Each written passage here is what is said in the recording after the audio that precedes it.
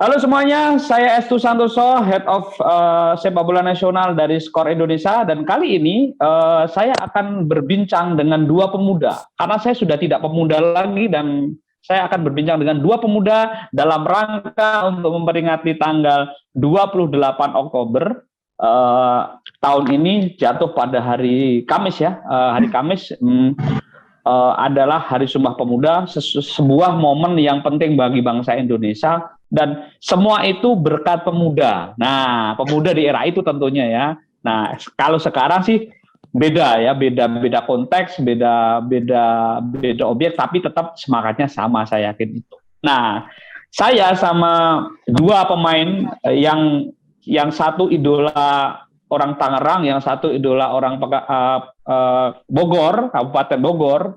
Ini dua-duanya saya pilih, saya kasih tahu clue-nya ya. Kenapa saya pilih Atta Larik Balah namanya, nama lengkapnya. Ini putranya Antoni Juma Balah. Walaupun darahnya campuran, tapi lahir besar di Indonesia. Itu menarik sekali buat dibahas, tetapi bukan bahas soal kehidupan dia, tetapi bahas soal pengetahuan dia, soal apa yang pernah dia laksanakan. Dia kan sekolah, sekarang juga masih kuliah. Nah, yang kedua adalah Firsa Andika. Kenapa saya pilih Firsa?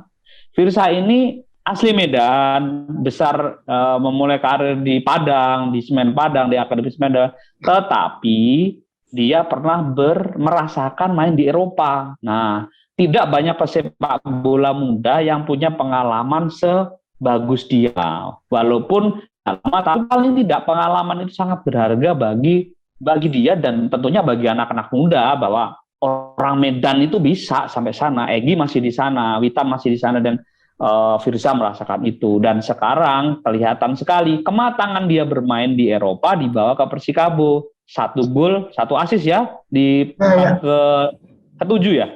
7. Pekan ke-7, dan saya nonton langsung mainnya. Pemain back ditaruh di winger sekarang, dan sekarang lebih liar sepertinya, nggak gitu, gara-gara digeser ini sama Igor Kruschenko. Igor Kruschenko itu salah satu pelatih level atas di Eropa yang membenahi Persikabo, dan sekarang membuat pemain Persikabo semakin bagus. Oke, saya tidak akan ngobrol lebih lama, saya akan langsung tanya buat kalian berdua, karena ini yang lebih muda Alta. Sesi pertama saya akan ke Alta dulu. Ya, tesnya ke Alta dulu. ini belum tes, ini baru pertanyaan. Ini pertanyaan sederhana di konferensi pers pesepak bola muda untuk tanggal 28 Oktober Sumpah Pemuda. Nah, pertanyaan pertama dari saya buat Alta. Alta, kamu kan main bola itu, kalau tentara itu kan mau perang, harus mengalahkan lawannya. Apa sih makna perjuangan bagi Alta di lapangan itu seperti apa? Bisa digambarkan seperti apa, dan pernah nggak ketika mau masuk lapangan sempat grogi atau sempat makin percaya diri gitu? Pernah nggak merasakan itu? Kalau Alta sih ya namanya grogi pasti pernah ya, apalagi waktu pertama kali gitu debut itu groginya ya nguasain, tapi balik-lagi karena ini udah perjuangan Alta, maksudnya untuk dari kecil main bola, sekarang udah sampai di titik ini tuh udah Alta bilang ini kesempatan, jangan sampai dibuang-buang. Ini udah perjuangan yang udah dari dulu, atau udah tunggu-tunggu kesempatan ini. Makanya Alta setiap diberi kesempatan oleh pelatih, Alta pasti bermain yang apa ya, misalnya pokoknya ikutin arahan pelatih, terus juga tidak ini apa ya, pokoknya itu intinya itulah, menurut saya jangan sia-siakan kesempatan yang udah dikasih lah, pokoknya pelatih yang udah percaya sama semua, keluarga juga yang selalu support.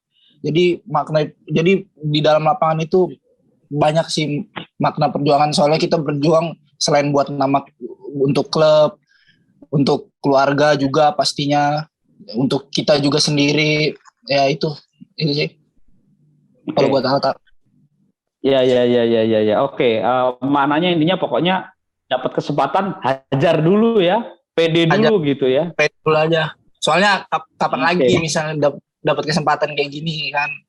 Apalagi coach kan juga di sini percaya sama pemain muda, jadi dan disisihkan kesempatan. Apakah itu ada representatif atau pesan khusus dari Papa? Papa kan juga pemain bola gitu. Apakah ada secara mental ya? Kalau teknik semua orang paham ya, tapi secara mental apakah Papa juga mendorong seperti itu gitu? Seperti apa dorongan Papa? Kalau dari Papa sih dia pasti selalu bilang ya, sama juga, kesempatan itu yang susah dicari. Kesempatan tuh datang kalau kita dari hasil kerja keras. Kalau kita kerja keras, kesempatan itu bakal datang. Jadi Bapak bilang selalu terus kerja keras. Pokoknya apapun yang terjadi tetap harus selalu kerja keras. Karena nanti jika kesempatan kamu datang, Bapak bilang pasti itu akan menjadi hal yang bagus buat kamu, dia bilang begitu. Jadi intinya Bapak selalu dorong tiap hari sampai marah-marah juga kadang-kadang. Bapak kan orangnya keras ya, jadi gitu kadang ngomongnya emang nadanya tinggi, cuman saya tahu dia bukan marah, dia motivasi saya, jadi saya ambil positifnya aja. Jadi gitu. Oke, selanjutnya ke Firza. Firza mulai dari usia kecil sudah pindah ya, jauh dari orang tua ke Padang gitu. Nah, ketika akhirnya menekuni sepak bola dan di level senior, bahkan beberapa kali di tim nasional, entah itu U19 atau di timnas yang lain gitu. Apa sih makna perjuangan di lapangan menurut Firza sebagai pemain yang masih muda tentunya? Apa makna bagi Firza? Makna perjuangan bagi saya itu usaha dan kerja keras, karena kan kalau kita usaha, giat berlatih, kerja keras juga, usaha pasti nggak mengkhianati hasil. Dan untuk tim sendiri, saya akan semaksimal mungkin untuk membuat tim berhasil dan membuat tim berhasil itu sangat susah, karena kan kita juga memang saya sendiri pribadi untuk saat ini maksimalkan permainan dan memberikan yang terbaik gitu. Ada nggak momen-momen yang Firza rasakan sebagai pemain muda, terutama pemain muda ya, harapan dan kita tahu kan penonton itu tidak mau peduli, pokoknya harus menang. Ada nggak, pernah nggak di momen seperti itu yang merasa tertekan, merasa ataupun merasa gue bisa nih gitu, pernah nggak mengalami momen seperti itu? Saat itu di 2018 yang waktu PSMS Medan main di Liga 1 ya. Di saat itu kita kan putaran pertama juga hasil kurang maksimal, penonton juga banyak teriak ke pemain, kalian harus menang, kalian harus kerja keras, dan saya pribadi saya merasa sedih di situ. Gimana caranya saya dan teman-teman serta senior itu kita harus meraih hasil yang maksimal. Makanya di pertandingan selanjutnya, kita selama saya main di PSMS, saya harus maksimal, harus bisa meraih hasil yang baik. Oke. Next question, pertanyaan selanjutnya. Tapi langsung ke Firza ini. Nah, ini masih agak serius ya, pertanyaannya masih agak serius. Belum bercanda dan belum mikir.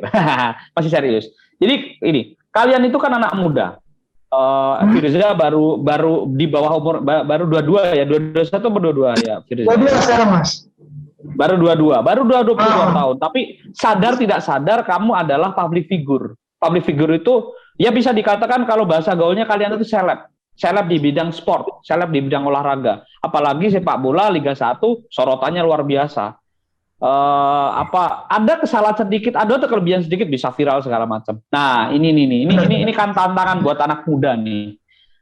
Sebagai anak muda, kalian itu bagaimana sih cara menjaga privasi kalian? Kan sekarang kan ya pasti Firza main Instagram, main media sosial yang lain. Tapi bagaimana cara Firza menjaga privasi Firza untuk punya konsep seperti apa?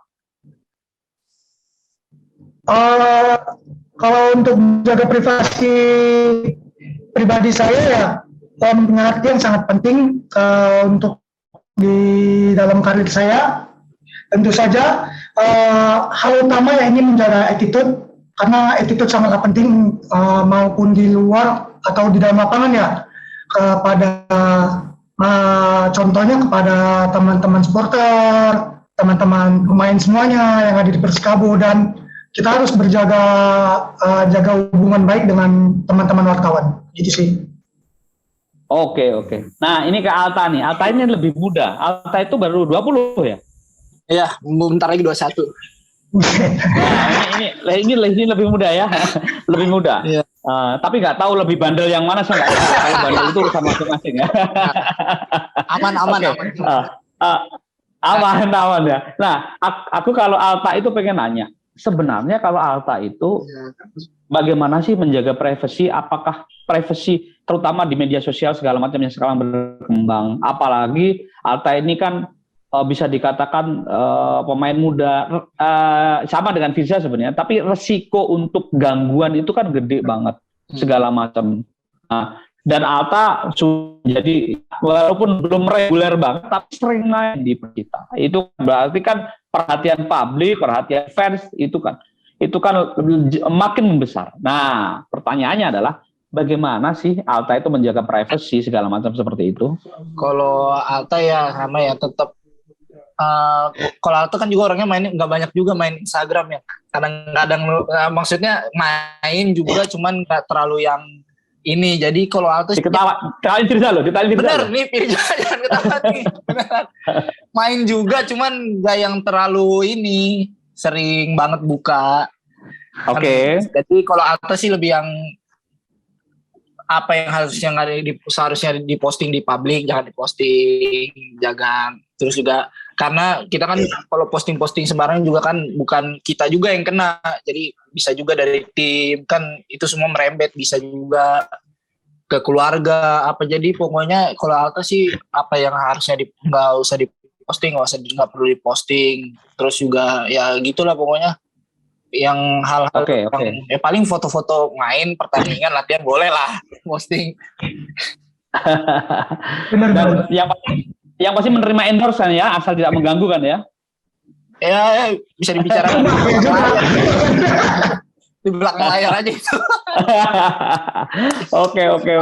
Nah, tadi kan pertanyaannya kan udah sok-sok serius tuh. Ini pertanyaan ini lebih gampang dari pertanyaan. Cuma ini membutuhkan, ini pertanyaan ketiga, pertanyaan terakhir, karena kita nggak usah lama-lama. Kalau pemuda lama-lama nanti jatuhnya gibah ya. Jadi ini menarik nih. Ini butuh memori aja, butuh memori. Teman-teman Firza, Alta itu kan pernah sekolah. Walaupun saya yakin sekolah kalian nggak serajin teman-teman karena kebanyakan main bola kan. Kebanyakan izinnya kan, begitu. Tapi saya yakin sekolah bangga dengan kalian. Sekolah bangga dengan kalian, sekolah guru-guru pasti akan punya something pride berbeda dibandingkan yang lain karena prestasi itu. Nah, ini pertanyaan buat Firza Andika. Medan itu wilayah yang sangat plural ya. Ada orang etnis, tidak hanya orang Jawa banyak di sana pasti. Benar. Pemain-pemain orang Jawa, orang Batak pastilah. Ada orang Tionghoa, ada orang ya India, itu keturunan India, bahkan India dari India, Pakistan segala macam, itu banyak. Etnisnya banyak di sana. Tetapi Medan itu kota yang sangat tidak pernah terjadi gesekan, menarik lah. Dan menariknya lagi ketika di era perjuangan dulu, semua orang pahlawan itu nggak cuma dari satu suku, berbagai suku etnis itu jadi satu. Nah, pertanyaannya ini pertanyaan buat Firza. Deg-degan ya, hati-hati. Siapa pahlawan yang dari Sumatera Utara ataupun Medan yang paling kamu ingat? Dan kamu kalau bisa sedikit cerita tentang dia. Siapa? Itu Bapak Adam Malik ya. Karena menjadi satu-satunya putra daerah Sumut yang berhasil menjadi wakil presiden ketiga. Oke. Tapi memang tahu cerita Bapak Adam Malik gitu ya? Itu sebelumnya kan kita kan searching dulu siapa nih Pak, karena kan udah lama, siapa nih Bahaya juga. Oke. Kalau Oke. Iya, tapi seru akhirnya. Saya juga baru nggak loh ya. Saya tahu Pak Adam Malik wakil presiden, tapi iya ya, satu-satunya orang sana yang jadi wakil presiden Iya, saat benar. ini ya. Benar. Indonesia yang ketiga. Ya, siapa tahu nanti Firza kalau udah pensiun jadi wakil presiden ya. Amin, doain aja. Oke. wakil presiden mana dulu ini?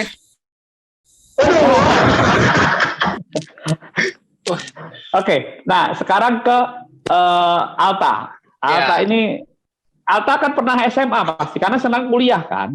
Iya, kuliah. Nah, pelajaran sejarah apa yang paling kamu ingat? Ini paling gampang loh. Kalau tak tanyain rumus kimia kamu masih susah loh ya. Ini pelajaran sejarah yang paling kamu ingat. Ya, udah lama nggak sekolah ya, lupa ingat ya. Tapi ingat lah ini. Nah, ini apa sih yang tentang ini hari-hari sebelum sejarah proklamasi sebelum kemerdekaan Indonesia tuh yang paling ingat sih itu. Gimana maksudnya dari pemuda-pemuda yang berontak buat segera proklamasiin kemerdekaan ke Presiden Soekarno, terus malam sebelum proklamasi di rumahnya Jenderal Jepang itu siapa saya lupa itu pokoknya lah dikasih Maeda, Jenderal ya Maeda. itu terus proses penjahitan bendera sama Ibu siapa Fatmawati ya kalau nggak salah ya benar nggak sih iya kan benar terus yang penulis naskahnya nih si Sayuti Melik ya kalau nggak salah ya. Weh, keren. Ya malah hari-hari sebelum kemerdekaan Indonesia tuh yang paling ingat sih itu udah paling SMP diajarin SMA juga ya, soalnya itulah itu yang tapi paling kalau ingat. Pelajaran paling seneng apa di waktu sekolah? Saya mah pelajaran apa ya saya pelajaran ini Saya bisa nebak itu. Apa? Tebak. Olahraga pasti. Olahraga pasti itu satu tuh. Cuman kalau yang maksudnya di luar olahraga tuh kayak ini sih. Ya sejarah bisa dibilang sejarah juga soalnya dia nggak pusing, nggak banyak kayak kalau matematika kan hitung-hitung, kalau fisika kan hitung ya pokoknya yang gampang-gampang aja lah sejarah boleh tuh. Kelihatan anak IPS-nya ya. Iya, jarang sekolah juga ini sampai pindah-pindah sekolah juga jadinya. Emang kan pernah main di Borneo ya? Berarti pindah sekolah Borneo waktu itu? Enggak, kan saya sebelumnya emang waktu itu tinggal di Samarinda karena ikut ibu kan. Jadi pas juga ada Borneo, waktu itu saya di Borneo. Tapi sekolah saya nggak bisa kasih izin terus, jadi akhirnya saya pindah ke SMK. Oh, oke.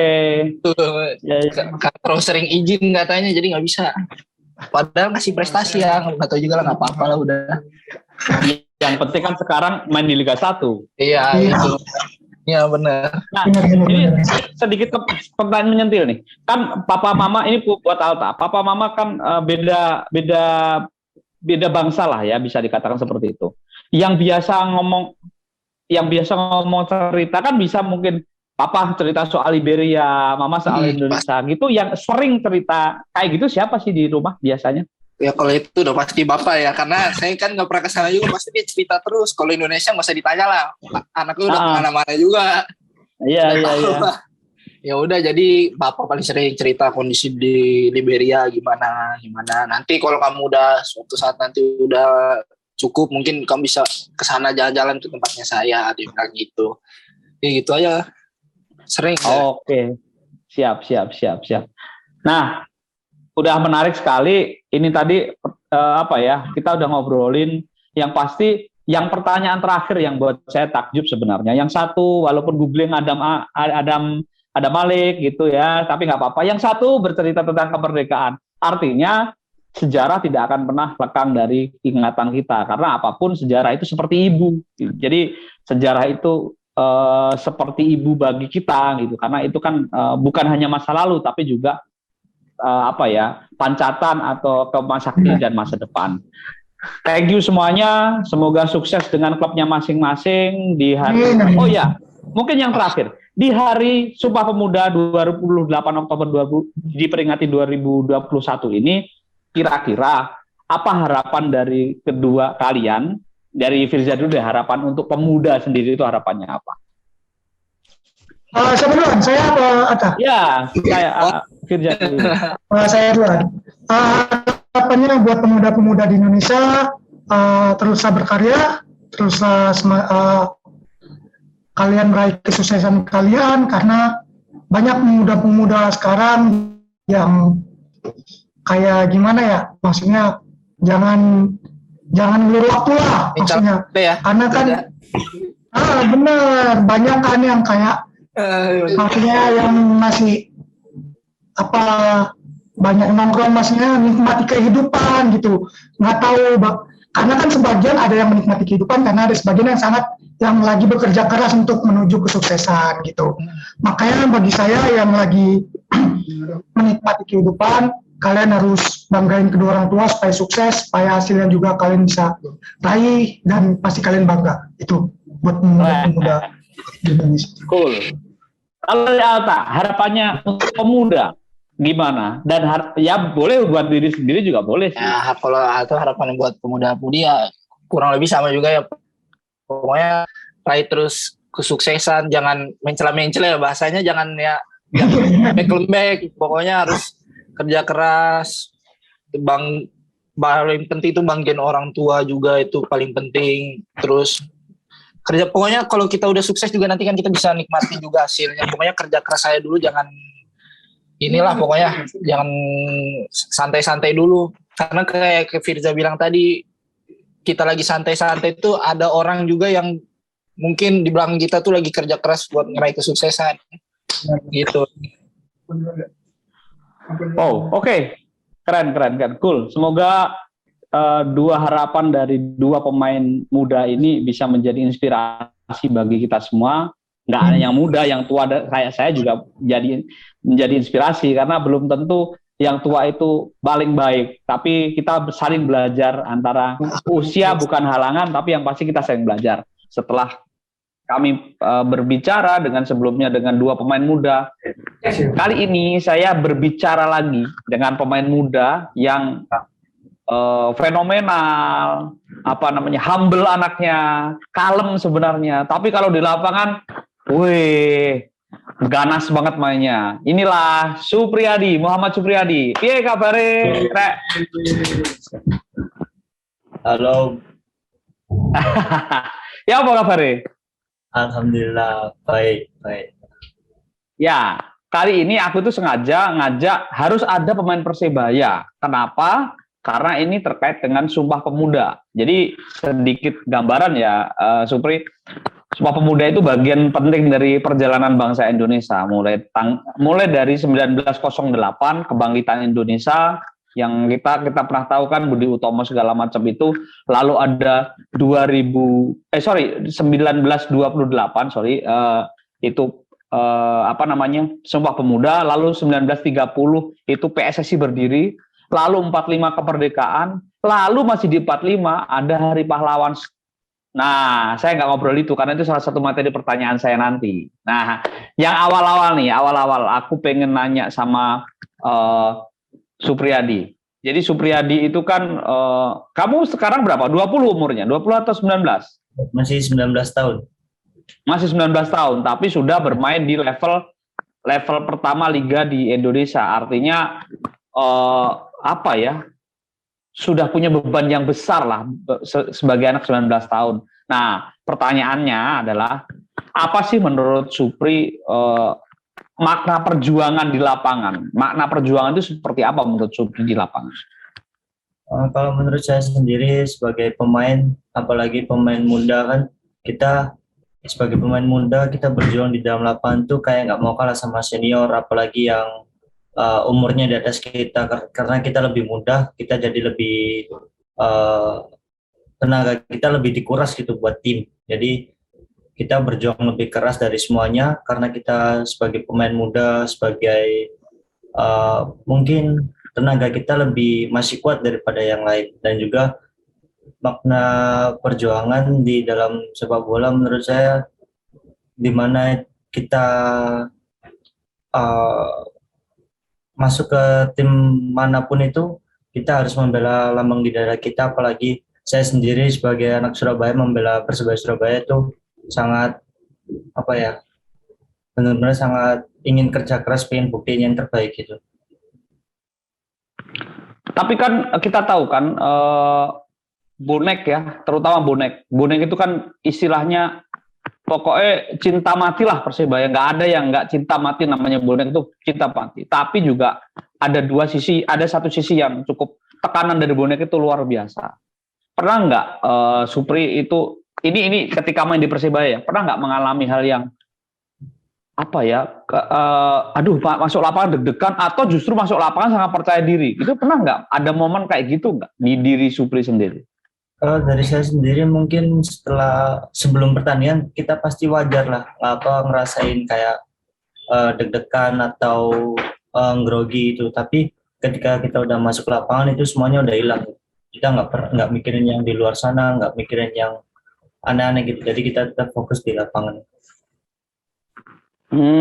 Oke. Dan Supri juga bonek ya dulu ya? Iya. Pertama kali nonton bola itu di mana? Di 10 November waktu Persebaya lawan Persema. Yang tahun berapa itu? Masih ada Irfan Bahdim. Oh, 2012 ya? Ya mungkin. Nah, itu yang ngajak siapa? Bapak atau siapa? Enggak, temen dari SSB itu kan, katanya kan ditanyain kamu pernah nonton bola nggak pernah, ya udah ikut saya gitu, ya udah baru pertama itu ikut ke 10 November nonton bola. Tapi bayar kan waktu itu? Dibayarin.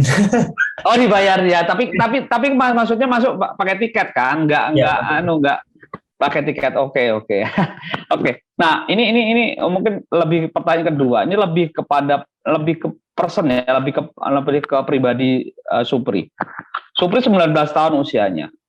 Apapun sebutannya ya, sebutan kerennya mungkin udah jadi seleb lah, atau sebutan elegannya public figure di bidang olahraga, terutama sepak bola. Apalagi memperkuat Persebaya, tim yang basis masanya sangat besar dan berada di level Liga 1.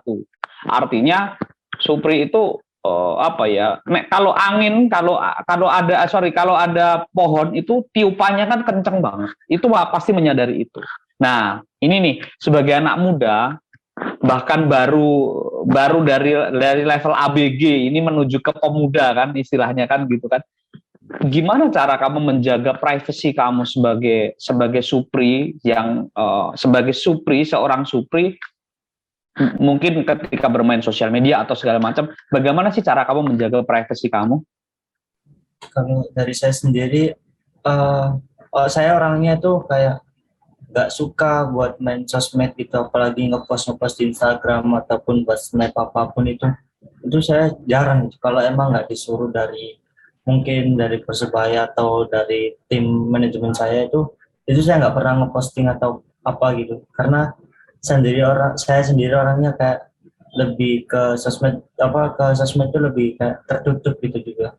Kadang juga jarang main sosmed, kadang lebih banyak malah main game daripada sama ngabarin orang tua, itu aja sih, sama nonton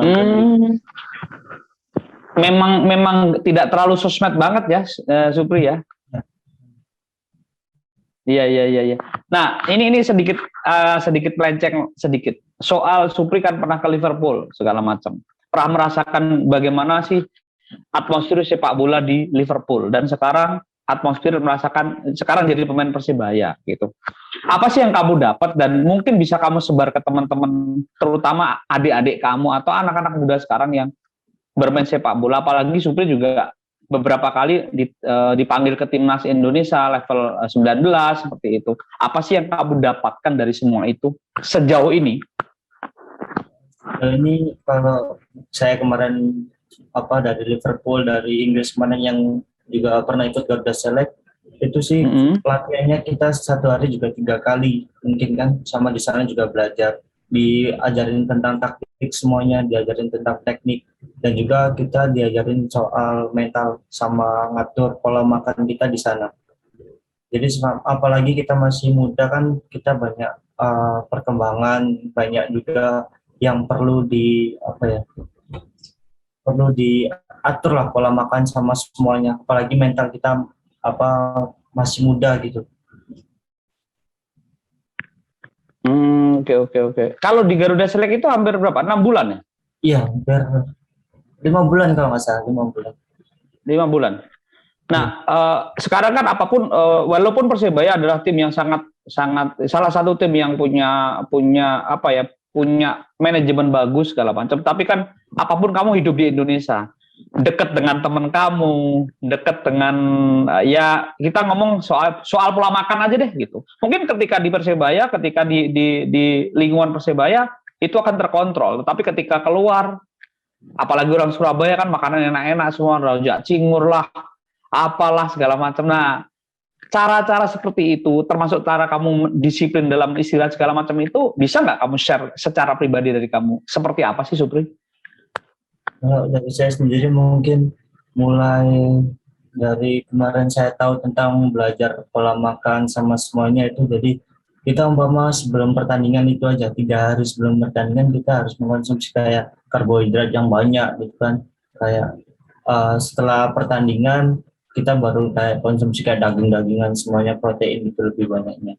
Dan juga kayak dari saya sendiri kalau di rumah atau apapun, ibu sering masak yang kuah-kuahan kayak sop atau apa, karena ibu sendiri tahu gitu kalau emang sukanya kayak sop sayuran gitu aja. Jadi gorengan mungkin lebih kayak nggak terlalu nggak terlalu banyak juga, nggak terlalu suka.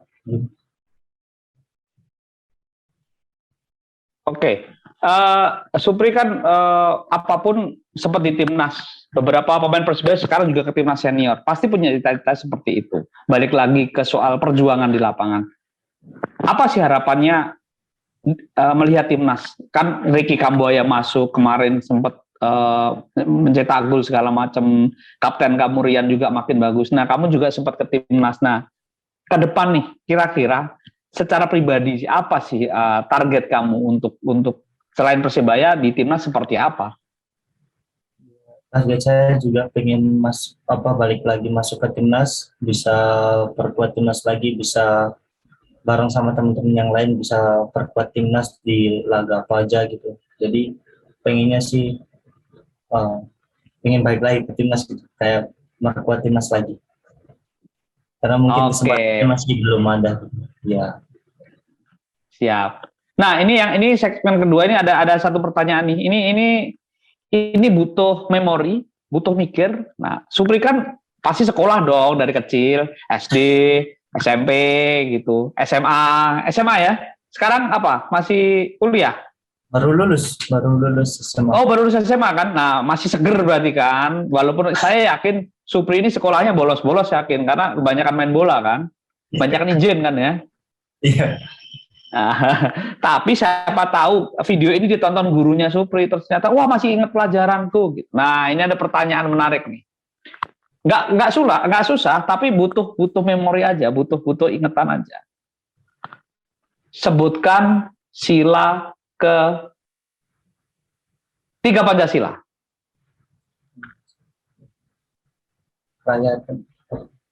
Hah?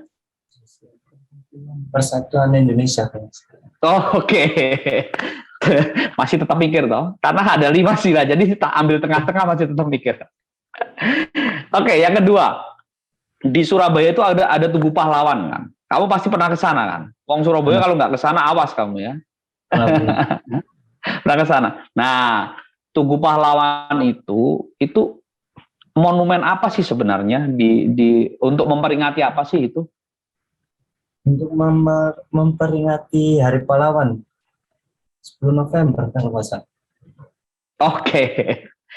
Kamu pernah diceritain nggak bagaimana heroiknya orang Surabaya waktu itu?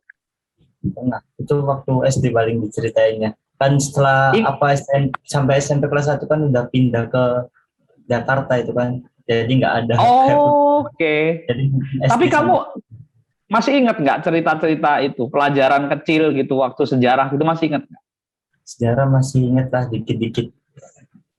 Apa yang paling diingat?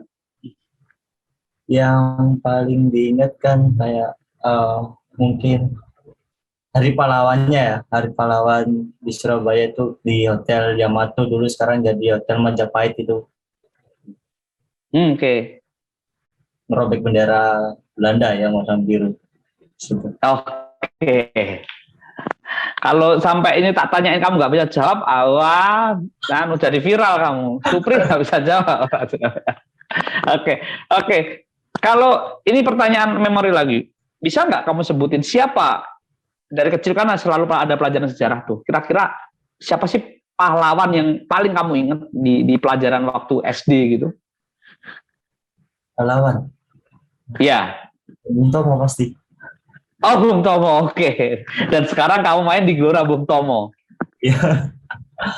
Oke, oke lah Supri. Itu tadi kita nggak perlu panjang lebar. Yang penting kita sudah tahu lah spirit bermain di lapangan Supri seperti apa. Ternyata pengetahuan sejarah Supri ya lumayan lah. Walaupun ketika ditanya Pancasila masih agak mikir dikit gitu. Mungkin karena saya nggak bawa sepeda ya, jadi kamu agak mikir. Kalau saya bawa sepeda, kamu langsung mikir kali ya. Tapi yang terakhir mungkin di Hari Sumpah Pemuda 28 Oktober. Ini kan momen penting di kehidupan berbangsa kita di Indonesia. Terus ini momen buat pemuda. Ada nggak Supri mau share sesuatu untuk teman-teman, untuk pemuda ataupun untuk junior kamu atau untuk pemuda-pemuda Indonesia? Tidak hanya untuk sepak bola ya. Apa yang pengen kamu share untuk teman-teman? Pengalaman dari saya sendiri sebagai pemain muda dari masih sampai sekarang masih muda gitu. Menurut saya anak muda sekarang jangan pernah kayak takut bermimpi, terus jangan pernah takut buat berusaha. Terus saya dulu juga nggak pernah buat mikir sampai sejauh ini. Cuman saya punya impian kalau saya bisa banggain orang tua, bisa banggain keluarga gitu. Karena saya dari kecil juga pengen berusaha, dari kecil juga susah, dari kecil juga nggak enak gitu. Cuman karena mungkin doa dari orang tua, doa dari semuanya, dan juga berusaha selagi kita masih kuat, kita punya tekad gitu yang besar buat kita bisa sukses, kita juga bisa menggapai impian kita gitu, yang kita impiin selama dari kecil sampai sekarang, ya alhamdulillah bisa terwujud semuanya, meskipun masih belum semuanya. Oke, keren, cool. Iya, sip. Yang pasti itu tadi sharing dari Supri bahwa anak muda harus kerja keras, harus menghargai semuanya, utamanya orang tua ya Supri. Semoga harapan-harapan itu menjadi baik bagi kita semua. Yang pasti saya yang jauh lebih senior dibandingkan Supri mendapatkan inspirasi. Semoga yang menonton video ini juga mendapat inspirasi. Yang pasti terima kasih buat Supri untuk waktunya. Sukses dengan Persebaya. Semoga kembali ke timnas yang tentu kamu tunggu-tunggu. Terima kasih Supri. Semoga semuanya lancar dan terima kasih sekali. Semoga Persebaya makin baik ke depan. Amin, amin. Oke, sekarang itu tadi obrolan kita dengan Muhammad Supriyadi dari Persebaya, pemain 19 tahun yang pernah berguru di Inggris di 2 sesi yang berbeda, dan dia share segala sesuatu termasuk tentang pengetahuan sejarah Supri. Semoga semua menjadi baik dan Indonesia menjadi baik. Oke, sekarang terus pantengin YouTube di Skor ID maupun Skor TV. Terima kasih.